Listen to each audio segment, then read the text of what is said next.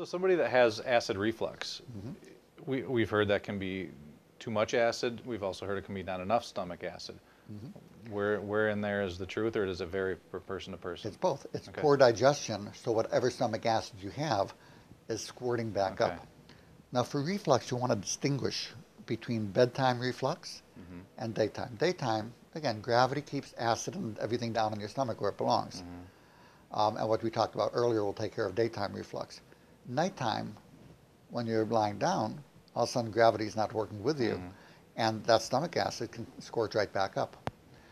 And where we talk about you don't want to turn off stomach acid during the day, that worsens digestion, at nighttime it's different. So here's your recipe for nighttime acid reflux. Number one, make gravity your friend again. You can lift the head of the bed up on blocks. You can put a brick this thick and that little bit of gravity, but I find most ladies don't like how that looks in the rest. Hammock or Schlemmer, it's an on-site website, hammocker.com, has a pillow wedge, a sleep wedge pillow. Sure. It's wonderful, and it just, if you don't even feel it, you just put it on the bed, and it will dramatically decrease heartburn. In addition, melatonin, high dose, 5 to 6 milligrams at bedtime, decreases acid reflux. And the third very high-tech remedy, remember, we need acid during the day, but you don't need stomach acid at night. So what you do is you take half a teaspoon of bicarbonate of soda, the Arm & Hammer kind of stuff, put it in 4 ounces of water, and drink it before bedtime to neutralize the acid that you no longer need while you're sleeping. So now you don't have acid to come up, you have gravity in your favor, and the melatonin seems to help prevent the reflux. That's a more complex issue, but works really, really well. And all of that for about 3 cents. Okay. You indicated in our correspondence some new research about when it comes to indigestion. Can you talk about some of that? Well, there's a lot of new things. Number one, and key, is the study that you mentioned showing that acid blockers are addictive. Right. And that even though they feel better in the short term, they worsen the indigestion dramatically in the long term.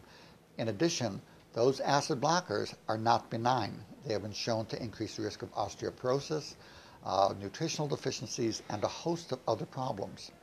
And then the study showing that the calcium, and I'm concerned here for the chewable antacids, increased heart attack death risk 31%.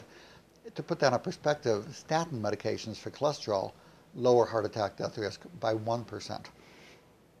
So you're saying, looking at in people without known heart disease, these antacids, 30 times increase, the benefit, it's nasty. So these are just some of the studies, but also the melatonin study showing that helps decrease nighttime reflux. A lot of good studies coming out. Unfortunately, unless they're for an expensive medication, their physician is not likely to hear about them.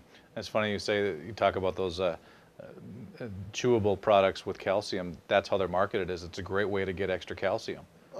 And that people end up probably consuming more of them that way. Absolutely. I mean, it's a good way to prevent osteoporosis because you kill the person before they're old enough to get it. I'm teasing, but it's seriously, it's a problem. And the immediate heartburn rescue, nice simple product. It's in health food stores now. Just came out to address that problem. So you can't have your cake and eat it too. Yeah.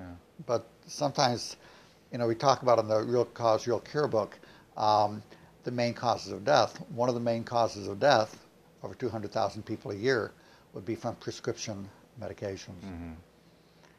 And that scares me. And arthritis medicines, for example, kill over 30,000 people a year. And 16,500 of those are from bleeding ulcers, which we then blame on indigestion. So what do? We give them acid blockers, which does not decrease the risk, but will kill them in other ways.